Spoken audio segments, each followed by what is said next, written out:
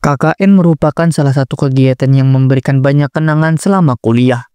Namun bagaimana jika KKN dilakukan di rumah yang sudah kosong selama 20 tahun?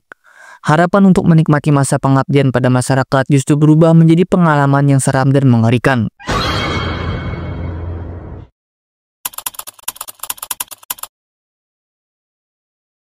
Di antara para mahasiswa yang mengikuti KKN di salah satu desa di Klaten, ada seorang mahasiswi bernama Maya.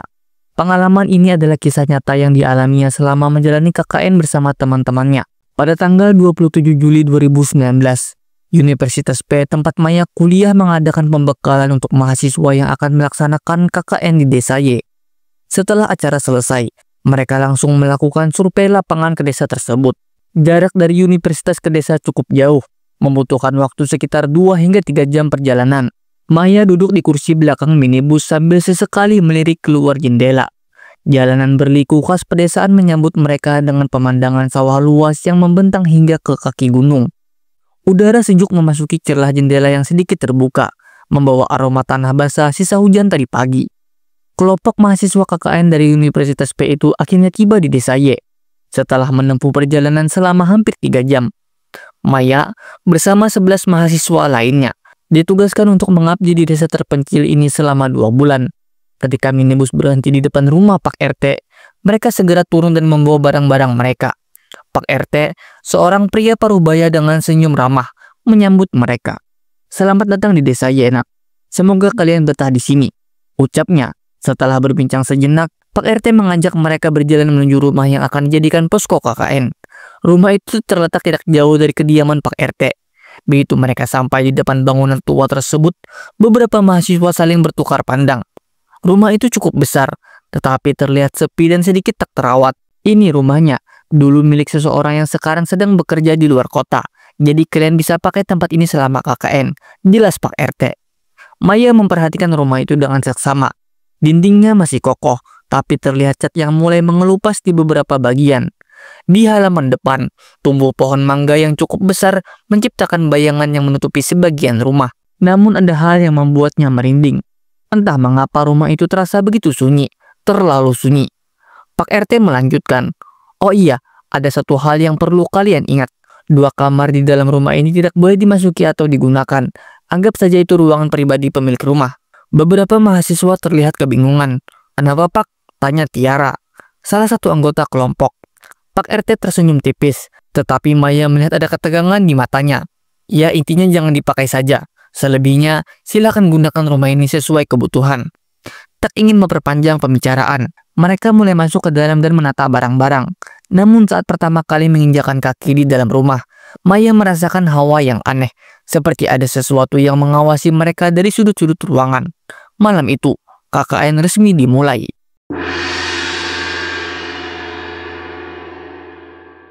Hari pertama KKN berjalan dengan lancar. Mereka mulai beradaptasi dengan lingkungan desa dan mengatur jadwal kegiatan. Namun masalah mulai muncul saat malam tiba. Rumah itu hanya memiliki 2 kamar tidur, tetapi keduanya dilarang untuk digunakan. Akibatnya, mereka harus berbagi ruang di ruang tamu dan aula yang bersebelahan dengan kamar-kamar terlarang itu. Perdebatan kecil terjadi antara mahasiswa laki-laki dan perempuan. Para laki-laki ingin tidur di aula, sementara perempuan ingin menggunakan ruang tamu. "Yah, masa kita harus tidur berdesakan di ruang tamu?" keluh salah satu mahasiswa laki-laki. "Kalian bisa tidur di aula kan? Toh lebih luas," balas Tiara. Akhirnya mereka sepakat. Perempuan tidur di ruang tamu, dan laki-laki tidur di aula. Namun keputusan ini tanpa sadar membawa mereka lebih dekat dengan sesuatu yang tersembunyi dari dalam rumah itu. Malam pertama di posko terasa aneh. Maya, yang selalu berbaring di kasur tipisnya, belum bisa tidur. Dia merasa udara di ruang tamu semakin dingin. Meski jendela sudah tertutup rapat, saat dia hampir terlelap, terdengar suara seperti langkah kaki dari salah satu kamar yang dilarang untuk dimasuki. Maya menegang. Suara itu terdengar jelas, seperti ada seseorang yang sedang berjalan di dalam kamar kosong itu. Dia mencoba mengabaikannya, berpikir mungkin itu hanya imajinasinya. Namun ketika suara itu semakin dekat, dia membangunkan Tiara yang tidur di sebelahnya. "Tiara, dengar nggak?" bisiknya. Tiara mengerjap pelan, masih setengah sadar. "Dengar apa?" Maya menahan nafas. Suara itu sudah hilang, ruangan kembali sunyi. Hanya terdengar suara dengkuran pelan dari beberapa teman mereka.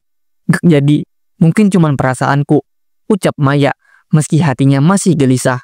Namun, malam itu bukan satu-satunya kejadian aneh yang mereka alami.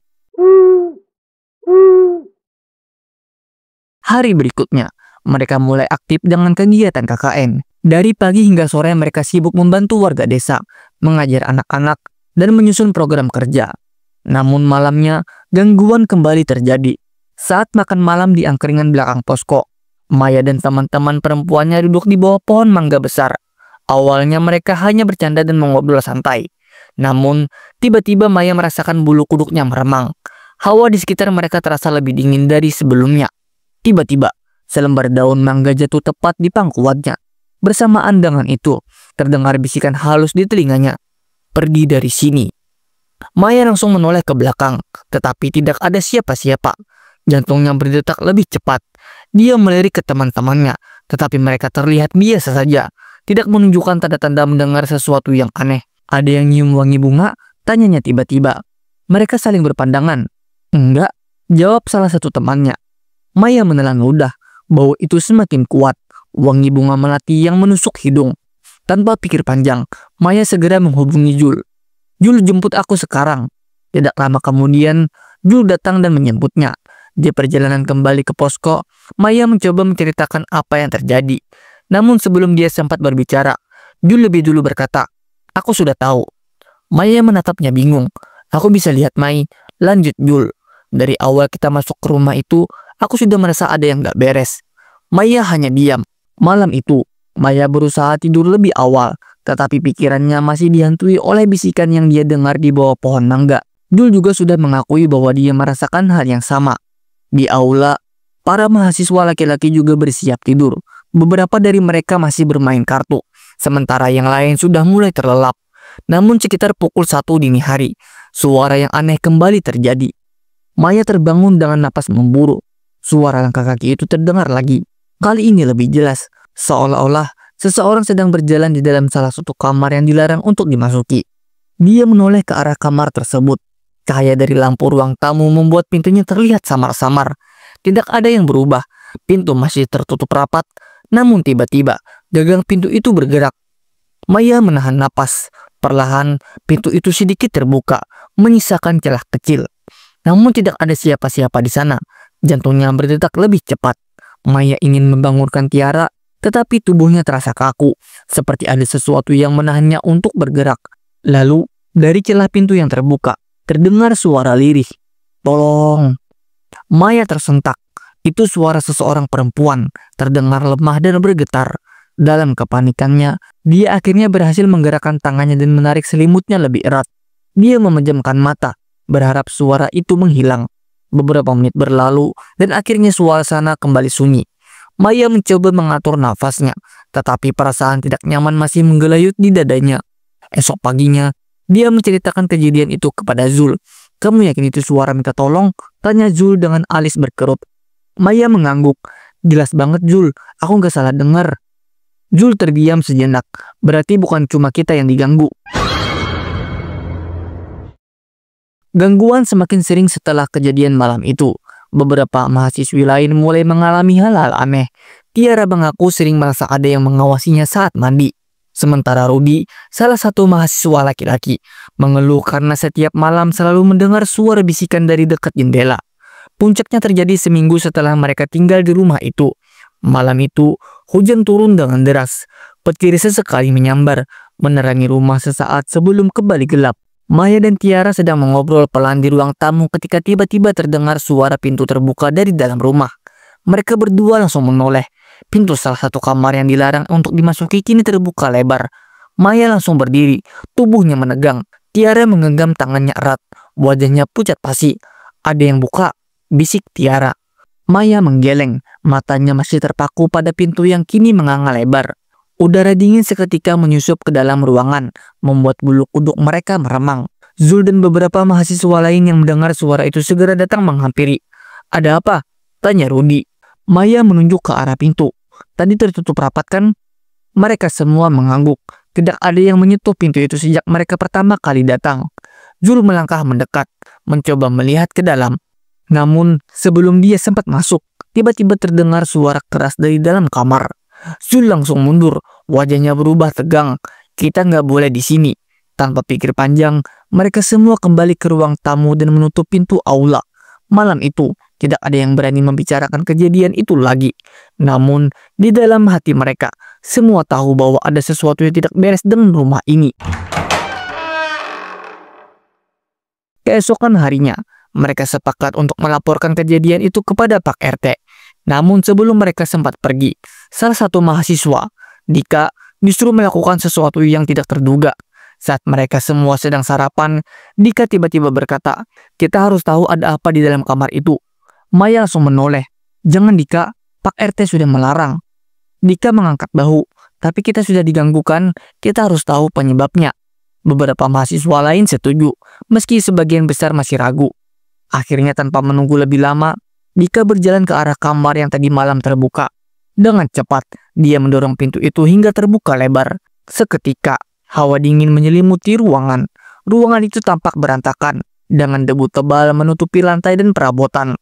Ada sebuah kasur tua di pojok ruangan, dan di tengah-tengah kamar terdapat cermin besar dengan bingkai kayu yang sudah mulai lapuk. Namun yang paling mengejutkan adalah sebuah boneka tua yang duduk di atas meja kecil. Boneka itu berwajah pucat, dengan mata hitam yang terasa seperti menatap langsung ke arah mereka. Maya merasa tubuhnya membeku. Ada sesuatu yang tidak beres dengan boneka itu. Dika tertawa kecil, hanya kamar biasa. Namun, sebelum dia sempat melangkah lebih jauh, cermin di dalam ruangan itu tiba-tiba bergetar hebat. Semua orang berteriak kaget. Tanpa berpikir panjang, mereka segera keluar dari kamar dan menutup pintunya kembali. Sejak saat itu, gangguan semakin parah. Mereka telah melanggar larangan dan kini mereka harus menghadapi akibatnya. Setelah kejadian di kamar terlarang, suasana rumah semakin mencekam. Hampir setiap malam ada suara langkah kaki, bisikan, atau pintu yang terbuka sendiri. Namun gangguan itu mencapai puncaknya pada suatu malam. Maya dan Tiara sedang berusaha tidur. Ketika terdengar suara langkah kaki di luar kamar mereka, langkah itu pelan, seolah-olah seseorang sedang mengendap-endap di depan pintu. Tiara meraih tangan mereka, wajahnya pucat. "Dengarkan?" Maya mengangguk. Mereka menahan napas mencoba tidak bersuara. Tiba-tiba seseorang mengetuk pintu mereka. Ketukan itu pelan, tetapi cukup untuk membuat jantung mereka berdegup kencang. Tiara menoleh ke Maya, matanya penuh ketakutan. "Siapa itu?" bisiknya. Maya menggeleng. "Gak tahu." Mereka menunggu beberapa detik, tetapi tidak ada suara lain. Dengan tangan gemetar, Maya perlahan meraih gagang pintu dan membukanya sedikit. Namun di luar kamar, tidak ada siapa-siapa. Hanya lorong yang gelap dan dingin. Maya menelan ludah. Dia menutup kembali pintu dan mengunci rapat-rapat. "Kita nggak boleh keluar malam ini," bisiknya kepada Tiara. Malam itu mereka tidur dengan perasaan tidak tenang. Pagi harinya, mereka semua berkumpul untuk membahas kejadian aneh yang terus terjadi. "Ini sudah nggak bisa dibiarkan," kata Zul. "Kita harus bicara dengan Pak RT," sambungnya. Maya mengangguk setuju. "Aku juga merasa kita harus segera cari tahu ada apa dengan rumah ini." Setelah sarapan, mereka berjalan ke rumah Pak RT. Lelaki tua itu menyambut mereka dengan raut wajah serius. "Kalian sudah melihat sesuatu di dalam kamar itu?" tanyanya dengan suara berat. Mereka semua saling pandang, lalu mengangguk. Pak RT menarik napas panjang. "Aku sudah memperingatkan kalian. Ada sesuatu yang menghuni rumah itu." Dia lalu menceritakan kisah di balik rumah kosong tersebut. Bertahun-tahun lalu, rumah itu dihuni oleh sebuah keluarga. Mereka punya seorang anak perempuan bernama Lestari. Namun suatu malam, Lestari menghilang secara misterius. Orang tuanya mencari kemana-mana, tetapi tidak menemukannya. Maya mendengarkan dengan seksama. "Jadi dia hilang begitu saja?" Pak RT mengangguk. Orang-orang percaya kalau dia disembunyikan oleh sesuatu, atau lebih buruk, dia masih ada di dalam rumah itu. Mereka semua merinding mendengar cerita itu. Ketika kembali ke rumah, Maya merasa ada sesuatu yang mengganjal. Dia teringat boneka yang mereka temukan di dalam kamar terlarang. Dengan hati-hati, dia berjalan ke ruangan itu. Pintu masih tertutup, tetapi hawa dingin terasa semakin kuat. Maya membuka pintu sedikit, lalu menatap ke dalam. Cermin besar di tengah ruangan tampak berdebu, tetapi sesuatu di dalam pantulannya membuatnya terpaku. Di sana, di balik bayangannya sendiri, Ada seorang gadis kecil berdiri, pucat, diam, menatapnya dengan mata kosong. Maya terlonjak mundur dan menutup pintu dengan cepat. Napasnya memburu. Setelah melihat sosok di cermin, Maya tidak bisa tidur dengan tenang. Dia terjaga hingga larut malam. Pikirannya terus dipenuhi bayangan gadis kecil berwajah pucat itu. Saat akhirnya kantuk mulai menyerangnya, sebuah suara pelan terdengar dari luar kamar. Langkah kaki itu terdengar pelan, tetapi jelas berasal dari dalam rumah. Maya menoleh ke arah Tiara, yang juga sudah terjaga dan menatapnya dengan mata penuh ketakutan. "Kamu dengar?" bisik Tiara. Maya mengangguk. Mereka berdua saling menggenggam tangan, jantung berdegup kencang. Tiba-tiba, suara langkah itu berhenti. Hening, namun sesuatu yang lebih mengerikan terjadi.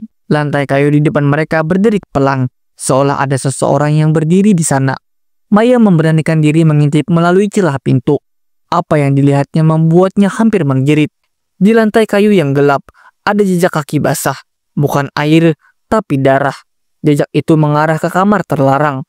Maya menutup mulutnya agar tidak berteriak. Ia menoleh ke arah Tiara, yang wajahnya kini pucat pasi. "Ada sesuatu di sini," bisik Maya. Mereka harus melakukan sesuatu sebelum semuanya semakin buruk. Keesokan paginya, Maya, Tiara, dan Zul sepakat untuk menyelidiki lebih dalam. Mereka kembali ke kamar terlarang. Kali ini, mereka siap menghadapi apapun yang ada di dalamnya. Saat mereka memasuki ruangan, hawa dingin langsung menyergap. Cermin besar itu masih berdiri di sudut ruangan. Tetapi kali ini permukaannya tampak lebih bersih, seolah ada seseorang yang baru saja menyentuhnya. Tiara menelan ludah. Apa yang sebenarnya terjadi di sini? Zul mengamati rak-rak tua di sudut ruangan. Tangannya menyapu debu yang menempel di sana, lalu menemukan sesuatu. Sebuah kotak kayu kecil yang terkunci. Maya mencoba membukanya, tetapi tidak bisa. Namun, di bawah kotak itu, ada selembar kertas tua yang terlipat rapi. Dengan hati-hati, Maya membuka lipatan kertas itu dan mulai membacanya. "Jika ada yang menemukan surat ini, tolong bantu aku. Aku dikurung di dalam rumah ini. Mereka tidak akan membiarkanku pergi. Jika aku tidak keluar, aku akan mati di sini. Namaku Lestari." Jantung Maya serasa berhenti berdetak. Tiara menatapnya dengan ngeri. "Lestari?" Zul mengepalkan tangan. Jadi, benar dia masih di sini. Maya menggigit bibirnya. Mereka harus mencari tahu apa yang sebenarnya terjadi. Dan lebih penting lagi, mereka harus keluar dari rumah ini sebelum semuanya terlambat. Maya, Tiara, dan Zul menatap surat itu dengan napas tertahan. Nama Lestari kini menjadi teka-teki baru dalam misteri yang mereka hadapi. "Siapa Lestari?" Tiara bergumam. Suaranya hampir tak terdengar. Zul mengusap wajahnya dengan kasar. "Kita harus cari tahu." Maya memandang cermin di sudut ruangan. Pikirannya kembali pada sosok gadis kecil yang dilihatnya malam tadi. Bagaimana kalau dia Lestari? Gumam Maya. Hening sejenak. Pikiran itu terdengar masuk akal, tetapi juga mengerikan. Mereka bertiga sepakat untuk bertanya kepada warga sekitar. Jika Lestari benar-benar pernah tinggal di rumah ini, pasti ada seseorang yang mengenalnya. Siang itu, mereka pergi ke rumah Ibu Sari, pemilik angkringan di belakang posko. Ibu Sari menyambut mereka dengan senyum ramah, tetapi ekspresinya berubah ketika Maya menyebut nama Lestari. "Lestari, dari rumah itu?" Ibu Sari berbisik, matanya melebar ketakutan. Maya mengangguk. "Ibu mengenalnya?" Ibu Sari menarik napas panjang sebelum akhirnya berkata, "Kalau kalian sudah tahu nama itu, lebih baik kalian segera pergi dari sana." Ibu Sari akhirnya bercerita. 20 tahun lalu, rumah yang kini mereka tempati sebagai posko KKN dihuni oleh sepasang suami istri dan seorang anak perempuan bernama Lestari. Ayahnya dikenal sebagai pria pemarah, sedangkan ibunya sering terlihat menangis diam-diam. Hingga suatu hari, keluarga itu menghilang begitu saja. Warga hanya menemukan darah berceceran di dalam rumah. Tidak ada yang tahu kemana mereka pergi. Dan sejak saat itu, rumah tersebut kosong. Namun beberapa warga mengaku masih sering melihat sosok anak kecil di jendela rumah itu. Maya merinding. Apakah itu hantu Lestari? Jadi, apa yang terjadi dengan keluarga itu? Tanya Zul, suaranya misterius. Ibu Sari menggeleng. Tidak ada yang tahu pasti. Tapi katanya, arwah Lestari masih terjebak di sana, mencari seseorang yang bisa menolongnya. Maya merasa tengkuknya dingin. Bagaimana jika hantu Lestari menganggap mereka sebagai penyelamatnya? Dan jika mereka gagal membantu, apa yang akan terjadi? Setelah mendengar cerita Ibu Sari, mereka kembali ke posko dengan pikiran berkecamuk. Malam itu saat semuanya tertidur, Maya tidak bisa memejamkan mata. Ia duduk di ruang tamu, menatap kosong ke arah aula yang gelap. Lalu ia mendengar suara sesuatu, suara ketukan. Maya menoleh. Suara itu berasal dari kamar terlarang. Jantungnya berdegup kencang. Perlahan, Maya bangkit dan berjalan menuju kamar itu. Saat tangannya menyentuh gagang pintu, tiba-tiba cermin di dalam ruangan bergetar keras. Seketika suasana menjadi sunyi, dan di permukaan cermin muncul sebuah tulisan dalam warna merah darah. "Tolong aku." Maya pun menahan nafas. Maya menatap tulisan merah di cermin dengan napas tercekat. Jantungnya berdetak liar. Tangannya gemetar saat dia mencoba menyentuh permukaan cermin itu. Saat jarinya hampir menyentuh lukisan itu, tiba-tiba cermin bergetar lagi, dan sosok bayangan muncul di dalamnya. Itu adalah seorang gadis kecil berbaju putih dengan rambut panjang menutupi wajahnya. "Maya." Suara pelan dan serak terdengar. Maya tersentak mundur. Siapa?" tanya Maya. Gadis kecil itu menoleh perlahan, memperlihatkan wajah pucat dengan mata kosong yang penuh kesedihan. "Itu Lestari." Maya tidak bisa bergerak. "Dia akan datang," bisik Lestari sebelum sosoknya memudar dan cermin kembali seperti semula. Maya terhuyung ke belakang, merasa ketakutan sekaligus bingung. Siapa yang akan datang? Suara ketukan di pintu depan menggema di seluruh rumah. Siapa yang datang larut malam begini?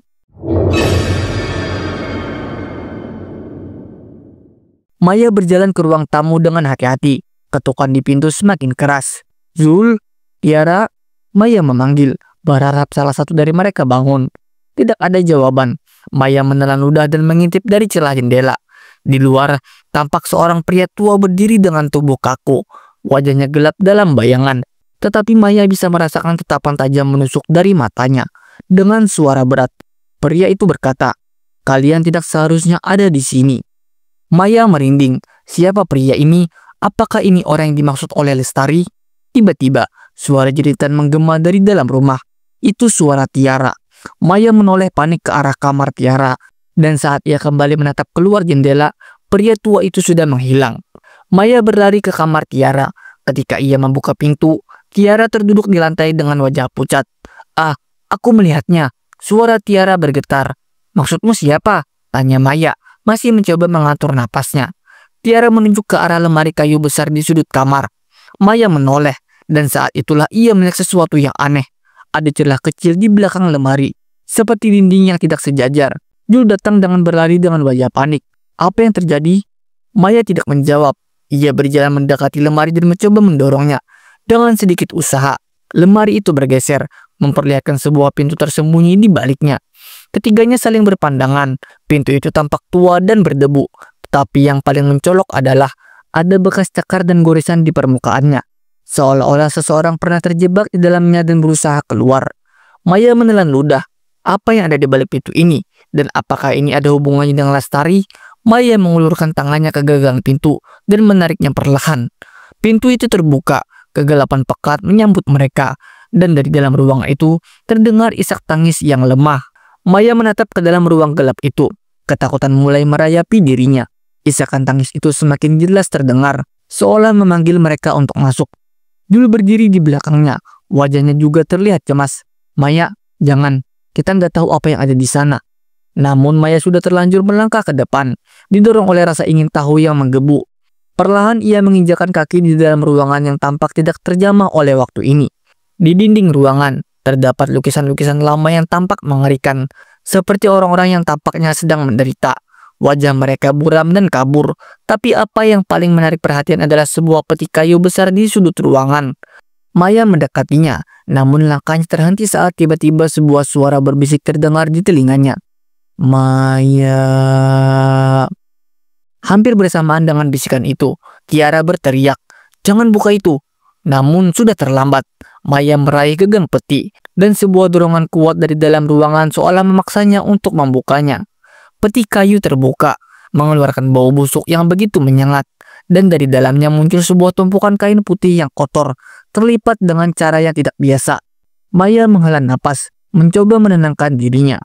Perlahan ia membuka kain itu, dan tiba-tiba sebuah tangan pucat muncul, mencengkeram pergelangan tangannya. Maya terkejut dan terjerembab ke belakang, tetapi tangan itu terus menggenggamnya.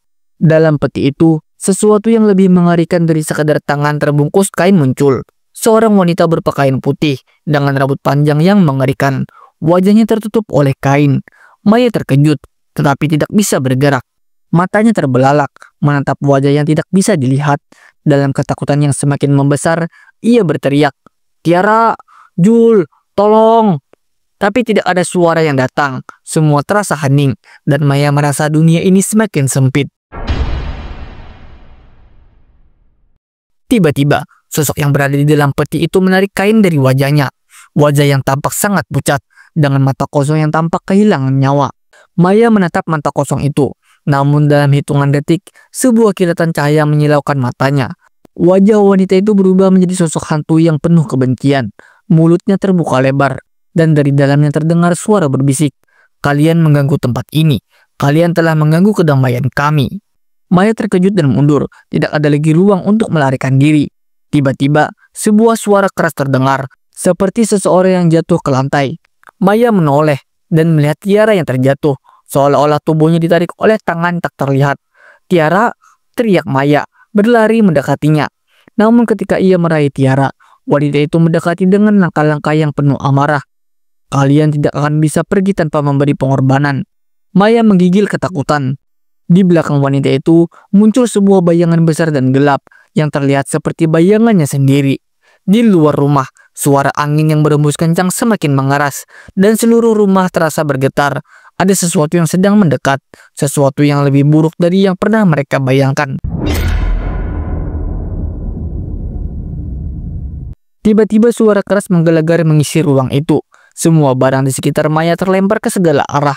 Dan seorang pria tua, pria yang sama dengan yang dilihat Maya sebelumnya di luar jendela, muncul kembali di hadapan mereka. Namun kali ini, wajah pria itu tampak berbeda, jauh lebih tua dan penuh kekuatan jahat. "Kalian telah mengganggu ketenangan arwah kami." Suara pria itu bergema dalam ruang yang sempit ini. Maya memandang Tiara yang tampaknya masih terjebak dalam cengkraman makhluk itu.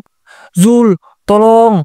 Namun saat itu, Zul muncul dengan wajah penuh kecemasan, berlari masuk dan berteriak, "Apa yang sedang terjadi di sini?" Zul berlari mendekati Tiara, mencoba menariknya dari genggaman yang tak terlihat itu. Namun semakin dia berusaha, semakin kuat cengkraman itu. Pria tua itu mengangkat tangannya, dan tiba-tiba bayangan besar itu bergerak lebih cepat. Ada sesuatu yang berubah dalam ruangan, seperti segala sesuatu mulai berputar.